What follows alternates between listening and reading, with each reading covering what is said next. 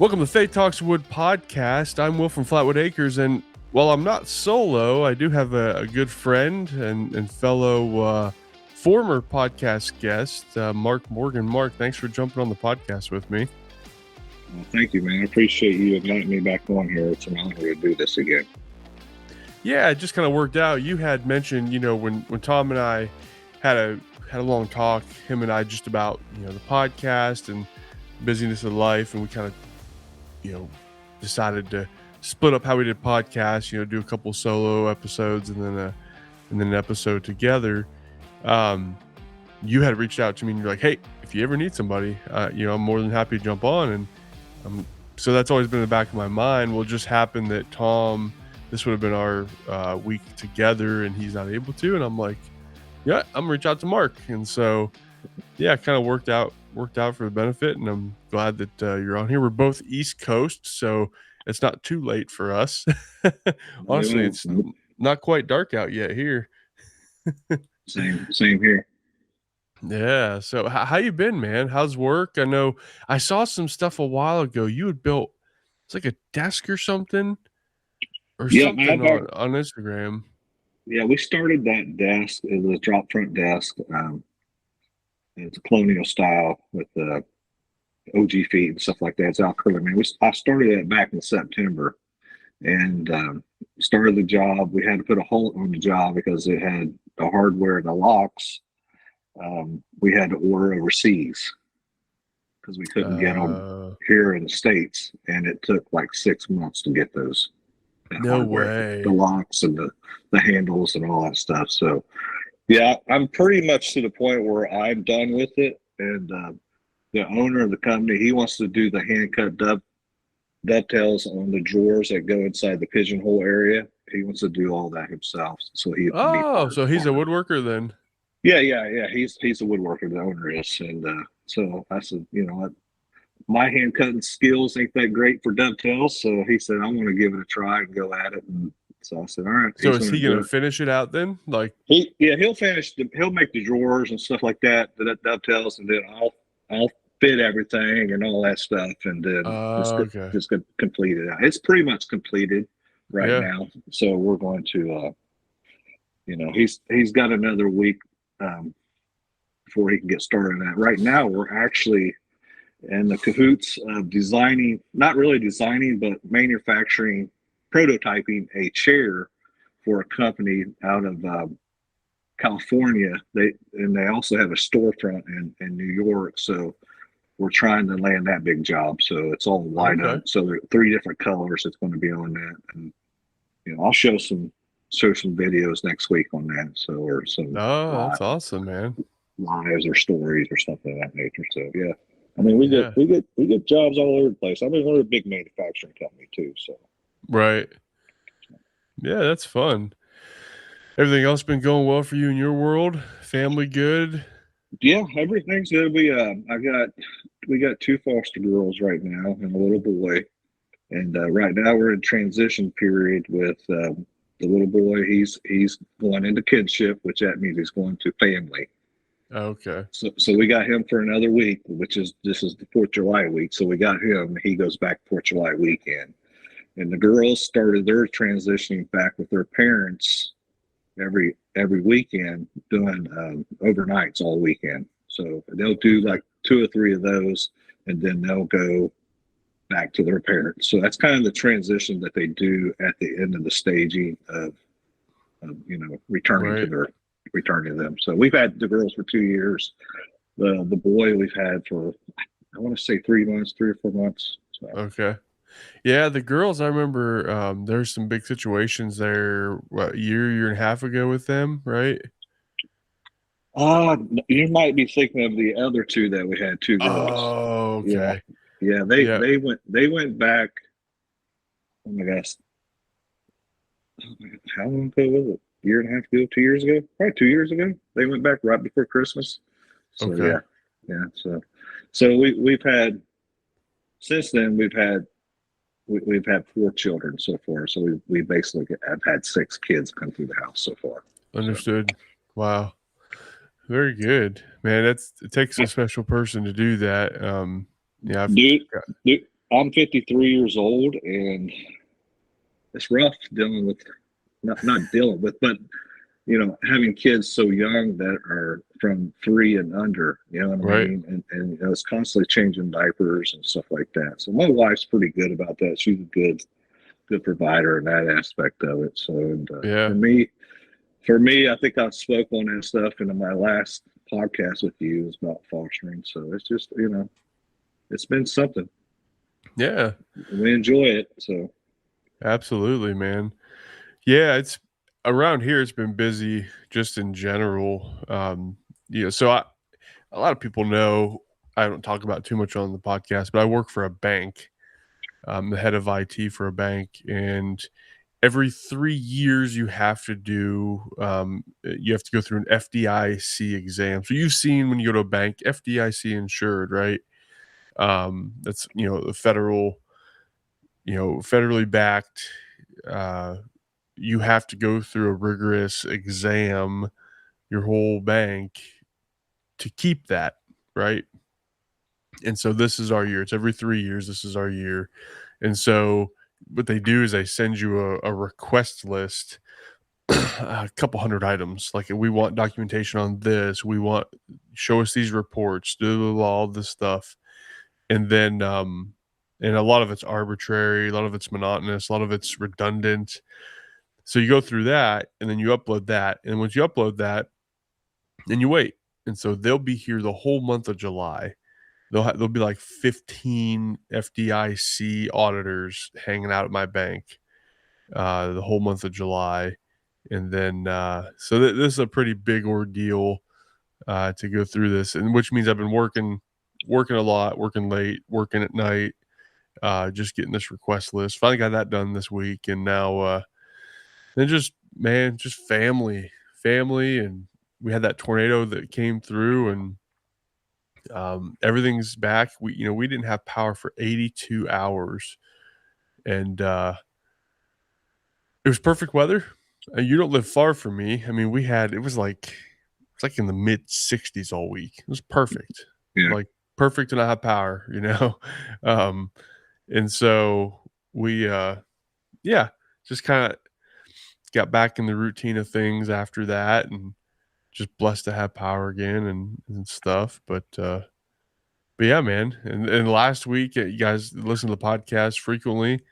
I preached at church, and it would have been my solo week. And I told Tom, I said, "Hey, I'm just going to take the sermon and put it on the podcast because,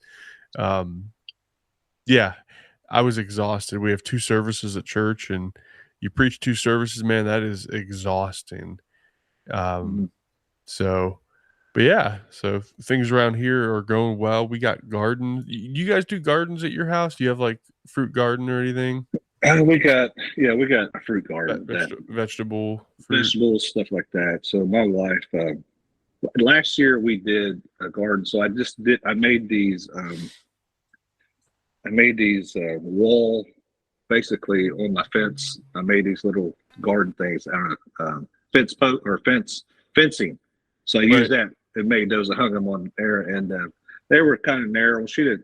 She used them, but it didn't produce much. And she decided this year she wanted some on stands, not on the ground. So we built some 20 by 48 stands that stand about 30 inches tall out of metal. Yep. And I remade the garden area and stuff like that. So yeah. Good. So we started a fruit garden or vegetable garden. So we don't do a whole lot of vegetables. We're not, she's not a big vegetable or fruit person. So. Oh, really? Oh, we love them. Yes, I mean, cherry tomatoes, cucumbers, more salad stuff. Right, so, right. Yeah. Gotcha. That's basically what we do. So, but yeah, you mentioned something on the tornado. I seen the stories on that. There's a lot of trees down in that town that you were in. Yeah, so we're in Conneautville, Pennsylvania, for anybody wondering. And it's interesting because, they said that as in like the National Weather Service, they categorized it as a EF0. The problem is a guy from my church, good friend of mine, him and his wife were coming back into town, and they watched the tornado. They were like 200 yards from it, saw it right in front of him. Yeah. And he said, dude, full-sized 30-inch round trees were floating in the air. And it uprooted all kinds of stuff. And luckily, like, it didn't hit a house. There wasn't much damage as far as that's concerned, but just trees everywhere, power lines and all the stuff. And in the EF0 is max wind of like 85 to 90 mile an hour. And I'm telling you, I was here, I saw it. It was more than that. Just at our house, and we're like 3 miles outside of town. So we got the tail of it. Like, I built a fruit, like a vegetable roadside stand. Yeah. And now it's my fault for not staking this thing down to the ground, but it's big. It's like 8 foot tall, and maybe not quite 8 foot tall, 7 foot tall. And, it's pretty heavy. It's all treated lumber. And if it didn't pick that thing up in the air and throw it, no, it's fine. I built that thing with lag screws and stuff, and so it's fine. But I watched it out we have a big bay window in the front of the house. There it goes. And so yeah, it was pretty crazy. I mean, when I did a story driving through there, and the video didn't do it justice. It was like right out of a movie. I mean, I was like swerving over power lines and stuff to get into town, and it was crazy. But nobody was injured. Damage to structure was minimal. Our pastor probably had the most damage. Well, his son and daughter-in-law live a little bit down in town, a little bit further, and they had a tree smash their Suburban. So that's something. But they had a little piece of the roof of their garage, our pastor, and then they had a tree come down and basically put a bunch of holes in their RV and their camper. And so they're working on getting some of that figured out and everything. But yeah, man, it's kind of wild. Kind of wild. Is that the first tornado of that area, or is that something? Oh, no. So it's interesting. We are, and you're not too far. You're probably if you go straight east, you're probably an hour and a half east of me, but you're further south. Yeah. So I'm about 3 hours. About 3 hours. Yeah. So we are right on the edge of tornadoes. Basically, what I mean by that is you start going further east, tornadoes don't exist, right? You don't see tornadoes. We are right on the edge to where we'll get small ones. Now, in my lifetime, I'm 30, I'll be 35 years old. We've had a handful of them since the 90s that I can remember. Nothing ever too crazy, just kind of like what we had recently. But when we have them, it's never one. It's usually 4, 5, 6 of them. And so, however, I say that in our area, so we live in Conneautville. 10 miles north of Conneautville is a little town called Albion, Pennsylvania. Albion in 1985 had an EF5 go through the town and flatten it. So everybody that's a little bit older has the memory of 1985, the big tornado. And there was like 2 EF5s and an EF4 that went around this area within like a 30-mile radius. So yeah, we don't get them often. Not like we did in Tennessee, to where there'd be like an EF3 coming down the street, twice a year. Well, how about you guys where you're at? Xenia had one of the biggest ones. I believe it was the EF5, and I think it was, I want to say 74, 75, something like that. But it wiped this whole town out. So yeah, I remember hearing about that. Yeah, they actually got a museum here in town with all the stuff about it. So my wife, her dad was actually a cop here in town, so she was able to, as a kid, drive around with him, see all the damage and things. Oh wow! So, yeah. Yeah, I remember because when you look up, I love facts and I love like lists and stuff. And tornadoes have always fascinated me. Like I'm the guy that I would go chase a tornado. What's funny is you won't catch me dead on a roller coaster, Right. but I'll go chase a tornado. You know what I mean? And so you look at the list, and there's like a bunch: North Texas, Oklahoma, and then on that list is always you always see Xenia, Ohio. Yeah, yeah, you yeah, know, yeah, yeah. so Yeah, me and my wife, we like watching the storm chasers. oh So yeah, with the tornadoes, we're into that. So yeah, it's kind of crazy.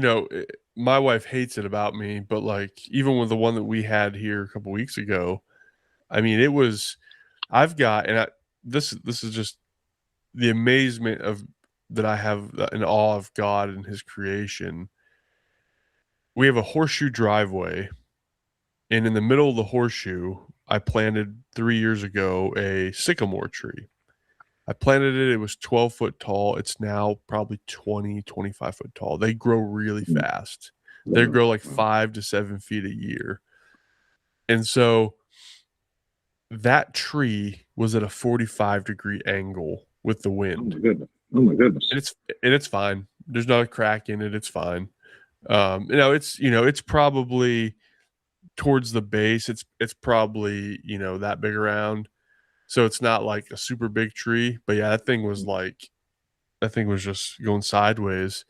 Um, but I'm the guy that stands on the porch or stands at the front window and watches for it. It's You know, funny that you say that. My wife told me the other day about a guy that she's seen a video where a tornado hit. He was standing there videotaping it at the window. Next minute later, he's coming up out in the middle of his house, just unscathed, basically. He had scratches and stuff. And he said that he felt like Lord saved him and that he needed to quit drinking and smoking pot. So like that right there's a revelation. yeah, yeah. So I've actually seen that video she was talking about. So it's pretty recent. It's only a couple weeks old. So Yeah, there was a big tornado went through. Was it Indiana or Illinois? Somewhere just in the last week and a half, around yeah, the same time we had ours. we I think last week there was some that came through. I think they had like 10 come down Yeah, through not through Indiana, but Indiana, Illinois, or Iowa, and whatever other states over there. So yeah, and it's interesting. We should have saw the writing on the wall. So tornadoes happen because you have cold and hot air that mix. It's easy as that, right? It's a little more in depth, but I mean, we've had a really mild summer here, and you're 3 hours from me. You're a little more south than me, but like we've had a mild summer. It's going to be in the 90s next week, and that's the first we've seen that weather at all. Like it's barely touched 80s here. yeah, And so, the whole beginning part of June, it's been like getting down to 50s at night and up in like, maybe 70, 72 during the day. When you have that cold of air, and then you have the warm air coming from the west, you know, yeah, the south and the west, those storms spin up, and it's just yeah. literally the perfect storm um, for that stuff. But I remember as a kid, there's I have two tornado stories. Well, one tornado story, but I grew up. One of my favorite movies growing up was Twister. Remember the original movie from the 90s? Yes. Twister with I don't remember the guy's name that acted in it. But yeah, that was I remember watching that movie as a kid, and then we had a tornado come through. I don't know, I was probably 5, 6, 7 years old, and the way my dad tells the story, I kind of remember it, but he said I was on the toilet, and he's yelling at me, "Willie, come look at this. Wow." And I was taking care of business. That's funny. Yeah, it's just But yeah, I love storms. I love watching them, and I sleep like a baby if there's a storm. I don't know what it is. There could be an EF5 heading for my house, and I'm sleeping the best I done slept. We had a couple of those situations in Tennessee where, I mean, there were tornadoes gunning for our house, and the one was not soon before we moved back here, so it would have been that previous year maybe, and my wife stayed up, and I was looking at the thing, I was watching, and I was like, I think we're gonna be okay," and she was pretty worried about it. I slept like a baby, and she was up all night, but yeah, man, so it was wild. I hope we never do that again, but, the thing that I wanna talk about as far as, like, Bible and faith and stuff, uh, this incident not having power for 82 hours has really got my wife and I thinking about some stuff. Now, we live out in the country. Closest gas station, I've told this, is 10 miles away. Yeah, we have a town that's 3 miles away, but there's not even a stoplight or stop sign in that town. It's small, 400 or 500 person town. Um, we're on well, and we rely on the power company, right? And we have a septic. And so we we would have been okay, like, if we just had running water. I'd taken cold shower, although well water is really cold. Um, but we could have taken cold shower if we had the well up and running. Um, and my fear is that something like this happens in the winter, and we get pretty harsh winters around here. And so my wife and I've just been thinking about, like, maybe it would behoove us to invest in a whole house generator. And there's pretty inexpensive ways to do that. There's like the Generacs and those, that you can buy, and they'll set it up and you don't even have to do anything. You just, lights go out and you wait for 10 seconds and then they come back on. Um, that's pretty expensive. You're talking 10 to 15 grand to have one of those installed. And I'm not about that life. Right. However, what you can do is there's a really popular, so you got Harbor Freight, right? Yeah. As I like to call it, hobo freight. There are some things that are good there. Like their clamps, their parallel clamps, the Bessie style clamps are phenomenal. I've got several of them, right? But the thing that they're known for is their generators. Their Predator generators are like some of the best. And they sell a 10,000 amp or whatever it is generator. It's like $2,000. And it's tri-fuel. So you can run it off propane, gas, or natural gas. And so what I'm thinking is that we get ourselves one of those. Now we have a generator. It's enough to run like our fridge and freezers. So we were able to keep all of our food and stuff. But power a couple lights or whatever. But it's not. It's like a 3,500. It's not made for a house, right? But you put in a transfer switch into where I could manually swap it over. And I've got a buddy at church who's an electrician. And so if I can buy the generator and then call it a couple hundred more bucks for the sub panel and the transfer switch, maybe $500. So for $2,500, I think we could have a solution. Now, how we'd hook it up is one thing.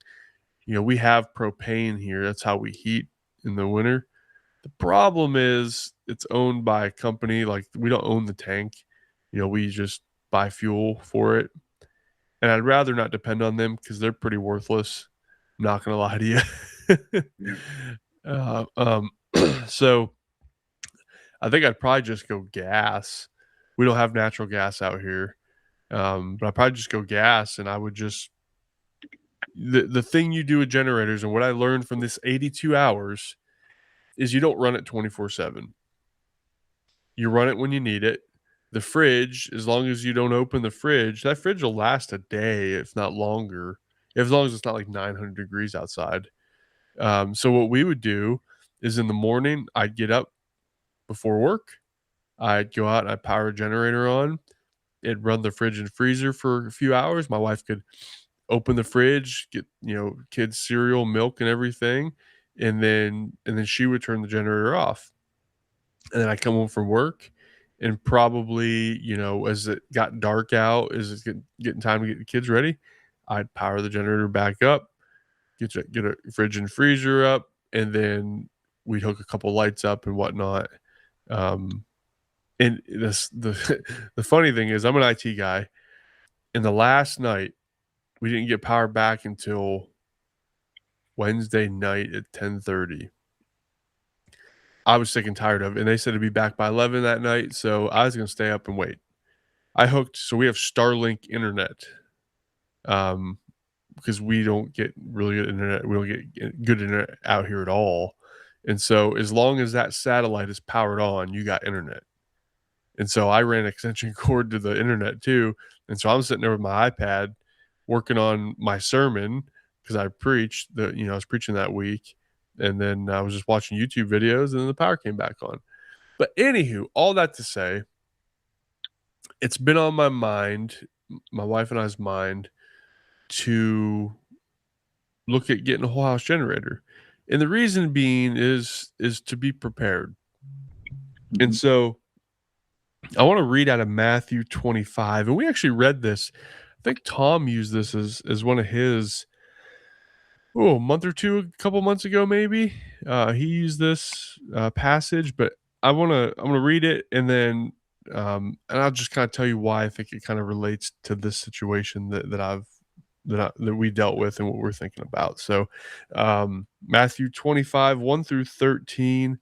I'm reading out of the Legacy Standard Bible, LSB.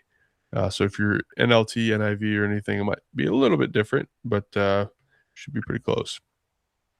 All right, starting at verse 20, or chapter 25, verse 1. Then the kingdom of heaven may be compared to 10 virgins who took their lamps and went out to meet the bridegroom. Now 5 of them were foolish, and 5 of them were prudent. For when the foolish took their lamps, they took no oil with them. But the prudent took oil in flasks along with their lamps. Now while the bridegroom was delaying, they all got drowsy and began to sleep. But at midnight there was a shout, "Behold, the bridegroom, come to meet him." Then all those virgins who had trimmed their lamps, then rose all those virgins and trimmed their lamps. And the foolish said to the prudent, "Give us some of your oil, for our lamps are going out." But the prudent answered, saying, "No, there will not be enough for us and you too. Go instead to the dealers and buy some for yourselves." And while they were going away to make the purchase, the bridegroom came to those who were ready, went in with him and to the wedding feast, and the door was shut. And later the 10 virgins also came, saying, "Lord, Lord, open up for us." But he answered and said, "Truly I say to you, I do not know you. Therefore stay awake, for you do not know the day nor the hour." There's a lot of stuff you could break down here. But the reason I was thinking about this is that you had some that were ready and some that were not ready. And I think, I'm not like a prepper that like has like REAs sitting in my garage and ready for the end of the world and for World War III, although what's going on right now, who knows what's going to happen.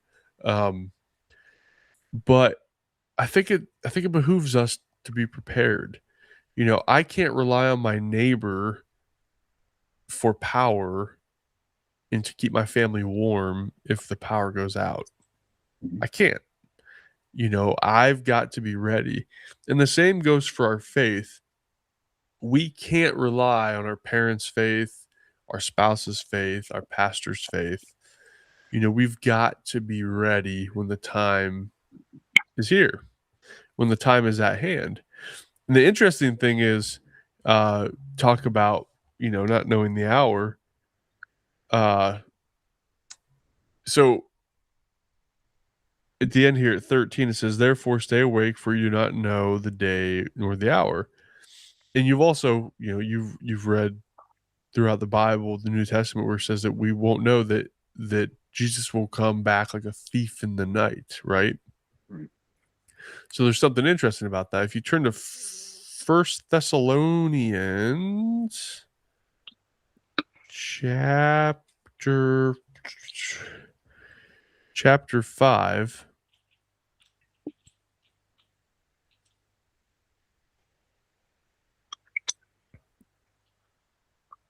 So First Thessalonians chapter 5. I'm going to read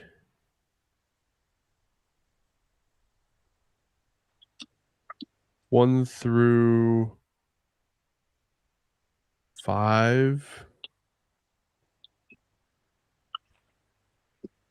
1 through 5. 1 through 6. It's right after Philippians. So if you know 1 Corinthians, Galatians, Ephesians, Philippians, Colossians, and then 1 Thessalonians.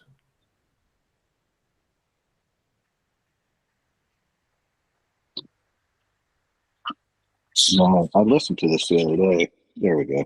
So you're in Thessalonians what? Chapter 5. 1 Thessalonians chapter 5. So I'm going to read here 5:1 through like 5 or 6. We'll see where I feel like stopping. This talks about knowing the hour when Jesus will come back. This is the idea of being prepared.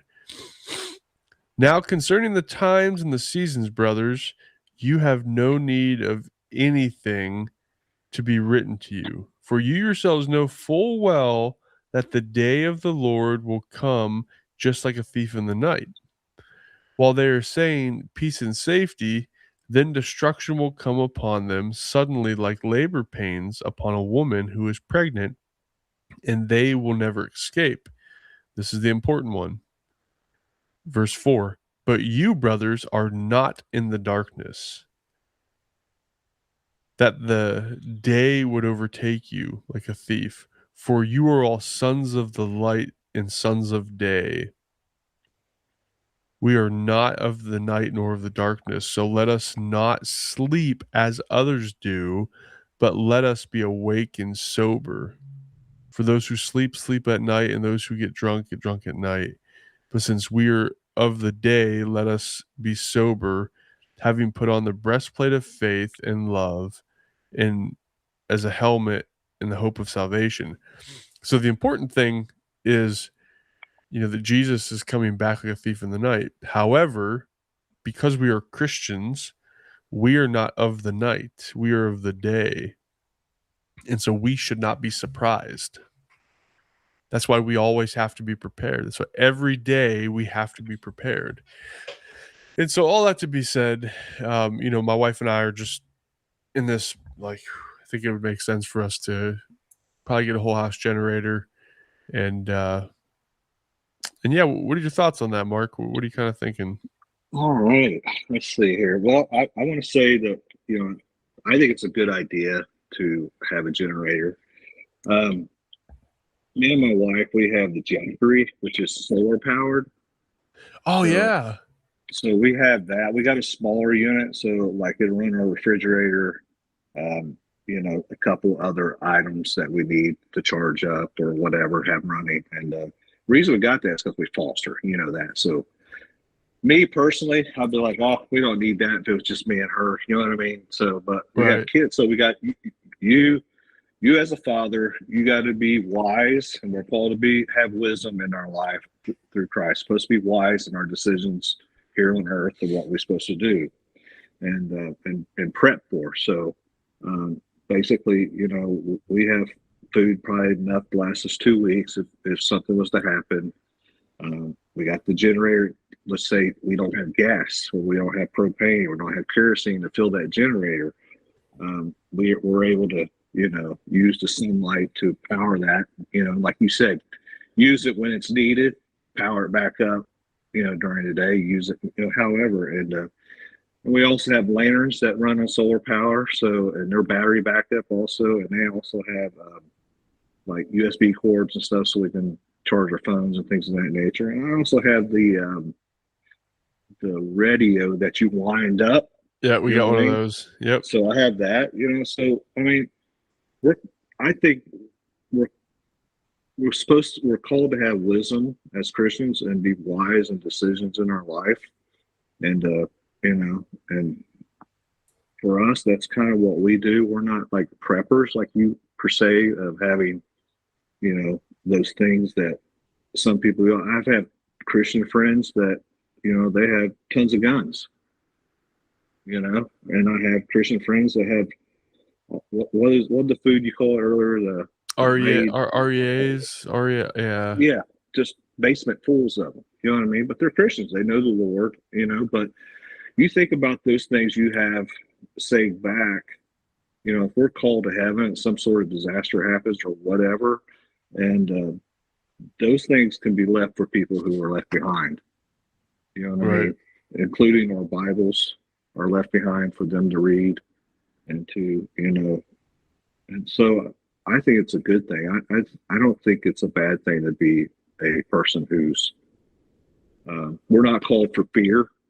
We're not called to fear things, Right. The Lord hasn't given us fear. So, and 2 Timothy 1:7, the Spirit God gave us is not to make us timid, but to give us power, love, and self-discipline.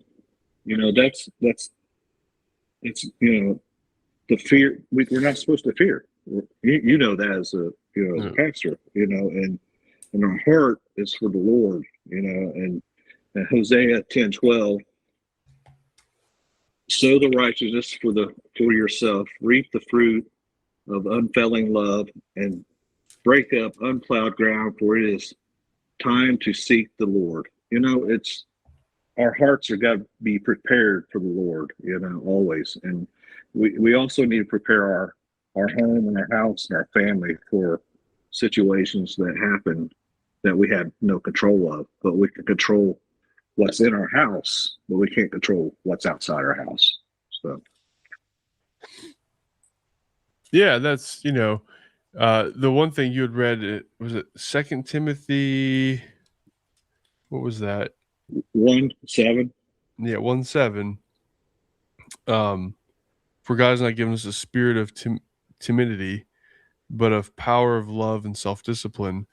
Yeah. If you read the King James Bible, that actually says, and I actually like it better, it says, for God's not given us a spirit of timidity, but of power, love, and sound mind. Mm-hmm. So that's the idea of like, we're not always stressed out. We don't have a bunch of anxiety. Like, Paul calls us in Romans 12:2 to renew our minds, right? Yeah. This idea of renewing our minds. And it says in the Psalms to be still and know that I am God, right? That be still, be quiet. We have the ability to renew our minds. We have the ability for that. And, having a renewed mind, knowing that you're ready for when the time comes, I think there's something to be said about that. There's something powerful there. Yeah. I mean, it's, I think some of that too is like, as in like sometimes people, have fear, just like with the lampstand, with the, they didn't have enough oil. So they started fearing. And, we're, as Christians, we're not to fear, but we're to be wise in our decisions, and we'd be wise of how we make decisions, what that does to us in our faith. You know what I mean? Like, I don't think you going out buying a generator is going to cause your faith to fall. You know what I mean? You're doing it. It's a necessity thing. Right. power. You lose power. You got to be able to have power, things of that nature. You're not prepping for the end. You're prepping for life that's happening. That's the human side of you. Yep. And for you to read this is your spiritual side of your heart. So let me read a couple things here. Wisdom, Proverbs 1-7. It's just a breakdown. It's reverence for God is a foundation of knowledge. So just to have the foundation of God in your life, you're not going to have fear. You're not going to, fear what's coming at you or things of that nature. And then in James 1-5 says this is encouraged to ask God for wisdom. So we'll always be asking God for wisdom, and that's what. And I'm sure you and your wife prayed about, what to do for a generator and things of that nature. And that's wisdom. That's asking for what God wants you to do. And then Proverbs 2:6, wisdom, knowledge, and understanding came directly from the Lord. So, I think people who don't know Christ or follow Christ can really be fearful and run down a rabbit hole that they really don't want to run down. So, amen. And that's a thing I think you see in a lot of culture, right? This idea of just being so afraid and being so fearful of what's coming. I think we should be prepping spiritually. And you know how you do that is you read this guy. You read the word. Read that book. Yeah. You read the word, you pray. I think, and this is my own opinion, I don't think we fast enough. I think fasting is an important part to, connecting with God and with the Spirit. So we, as Christians, we are called to have a sound mind and a renewed mind. And so, it's interesting. And we all know those people that are that are believers, but they still worry about everything. Yeah. Matthew 25, 26. Don't worry about tomorrow, but tomorrow has enough worries of itself. Yeah. And so, yeah, man, there's a lot out there to be worried about, but I think it's important for us to be prepared. And, we should always be ready and expect the day that Jesus may come back. Yeah. Let's not think it can't happen. And when it does, we will be in glory, and this world and the pains and the aches and all of that won't be with us. That's right. Amen. So speaking of pains and aches, I gotta tell you this. So we have 25 acres, but we have about 600 foot of road frontage on our property. And most of it is it's all ditch, right? The road sits a little bit higher than the property. And, PennDOT, that's Pennsylvania Department of Transportation, PennDOT made the decision, and I think you guys call it ODOT, right, in Ohio? Yeah, ODOT. Yeah. Yep. They made the decision they were going to come down and they were going to regrade the ditches. All they did was they made it worse. Like they just jacked it all up. It looks like garbage. And so I was like, usually I can get the brush hog on the tractor and I can get out there and I can do it. I can brush hog it down pretty good. Well, I got the brush hog out the other day. What's today? Sunday? Yesterday I got the brush hog out. And that was a whole ordeal in itself, but I couldn't get the whole ditch because they had graded down. I couldn't get up it. Like I usually get sideways on the ditch, right? And wow. I couldn't do that. And so I did what I could. And then I'm looking at the ditch. I'm like, man, this looks like garbage. And so what I do, I weed eated the entire thing. Wow. Let me tell you, your boy was sore last night. I was feeling it, man. That was not good. But property looks nice. Everything's clean and proper. So did they make it steeper? Yeah, so what they did, so what they did, if you figure like a ditch, right? Right. And so you got the road, and then you got, my property. Right. They took a grader and they just made that angle from the road to my property really steep. Okay. Yeah, and so they basically, and it just looks bad. Like they didn't even do it right. It just looks, and it's like wavy, like they hit some spots and they hit other spots, and it just kind of looks like garbage. But I did this at our old house in Tennessee. We had quite a bit of road frontage as well, and it wasn't a ditch as much as it was a berm to get up the road.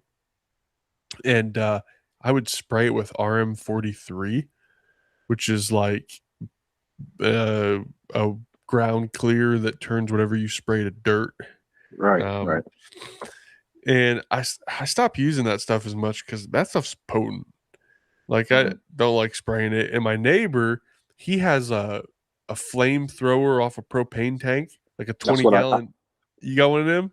I got a little handheld one that I do my gravel in my driveway because there's always little sprouts coming up, and you kill them off and they're still there. So I just go back and burn them all off. Burn them. So I'm thinking about, because it's like not that expensive. You can get one of those things you put on a propane tank, and like, man, that kind of sounds good. Let me see if I can burn the whole property down. you can go to Hobo Freight and get you one of those. Oh, they sell them at Hobo Freight? Yeah, that's where I got mine at. The torch. Okay. So. Yeah, I may have to look into that. But yeah, man, we are currently in black raspberry season. Oh, yeah. I seen your wife. She shared, I think, a story last week of your daughter eating raspberries. Oh, my gosh. She's a raspberry monster. Yeah. But yeah, we tonight was our biggest haul. We got like 2 pints, which is quite a bit. We picked tonight.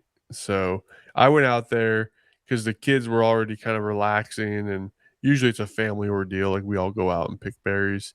Yeah. And I said, well, I'm gonna go out. I'm gonna go pick berries. We didn't do it. Did we do it last night? I don't remember. But I went out there and I texted my wife. I said, there's a lot of berries. And so she came out, and her and I knocked it out.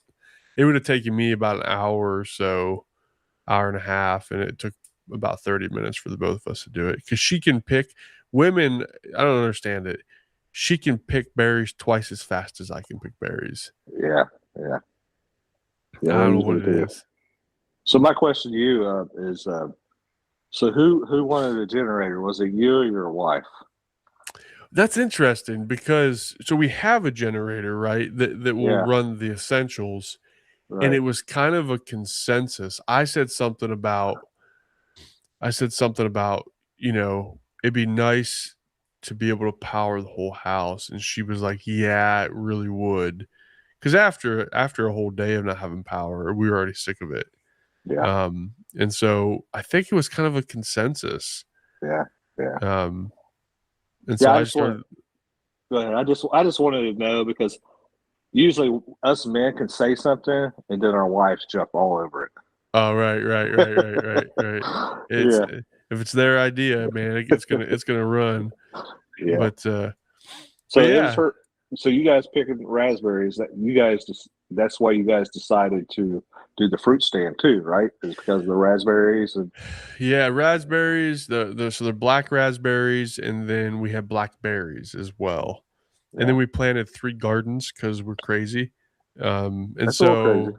Yeah, we're just kind of crazy, but we'll eat a lot. The garden stuff we'll eat. The berries, we like to just eat a berry here and there, but like we don't really like berry jam or anything like that.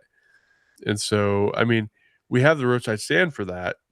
However, like our pastor's wife, she's like, hey, I'll take 4 pints. Wow. So we're cleared out now. Like what we picked tonight, all that's going to go to pastor's wife. Right. And then we've been selling duck eggs out there. You have 4 ducks. They give us 4 eggs every day, and we just don't eat that many eggs. And so eggs are piling up. And my wife posted on Facebook, and we got people that are coming and buying all of our duck eggs now. So kind of nice. I've never ate a duck egg. Never have. You know, it's if I were to make you scrambled eggs and not tell you, you wouldn't know. It's they're a little more rich than a normal egg. Yeah. They're not you know, if you can tell, but yeah, they're if I were to make you something, they're really, really good for baking. But just we'll make eggs. My wife make French toast with the duck eggs. They're almost twice the size of a chicken egg, so you get a lot more out of one egg. Okay. And so how much do they sell for as a dozen, or you sell them as 4 packs, or? No, we're selling them as a dozen. I think we're selling for, is it $4 a dozen? Yeah, $4 a dozen. That's cool. So yeah, it's just really just a way to get rid of them. Now those don't fit in a standard egg crate, do they? It's tight. Not really. We make it work.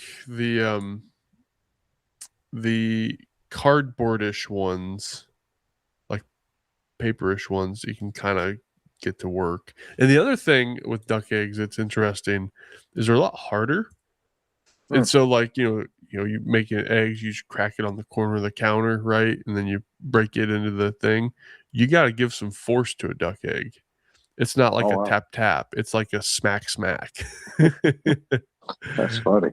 Yeah. So I know we was up in Amish country back in May. We usually go up there in May for our birthday because mine's the 15th, hers the 20th, and we go up there for the weekend. And we go up there to their flowers because they got the best hanging baskets around. So we go to Berlin, and we were out just driving around because everything closes at 5. And I was like, I just see signs out, eggs for sale. And I'm like, it was our last day, and I was like, well, we'll just buy us some eggs. So we went in there. I was like, well, it's probably $3 or $4 or $5 a dozen.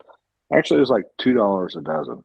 So we got like 3 or 4 dozen of brown eggs, man. They brought them home, cooked them. They didn't last probably 2 weeks, and they were delicious. So yeah. If you're ever up this way, I'll get you some duck eggs. They're good, man. We like them, and the ducks are they're a little hardier than chickens. They don't mind the cold weather. They'd be out there. Boy, we got a bunch of snow this winter. They's out there in a foot of snow. You kind of scoop off a place for them, and they don't care. That you think of, the warm coats and warm blankets and stuff is down feather. That's duck feather. So yeah, they're pretty hardy, man. But very good. Well, I'm going to get off of here and go get me a shower and get to bed. Gotta get up early for work tomorrow. But man, I appreciate you coming on the podcast and hanging out, and we'll do this again. I'm sure there'll be times where we'll be able to meet up again here. But yeah, till next week, I'm Will from Flatwood Acres, and Mark, tell them where your Instagram handle. I'm Mark Morgan. My Instagram handle is M&M Workhouse, and also we have the Bible study that we're going to start back up here in July, and that is Sawdust Sessions Bible Study Instagram handle too. So you guys check us out, and Will, I just appreciate your heart, man, and I appreciate you sharing the Lord, and appreciate you having me here on this podcast with you, and I'd love to do it again sometime. Absolutely, man. Well, appreciate you coming on, and we'll talk to you next time. All right.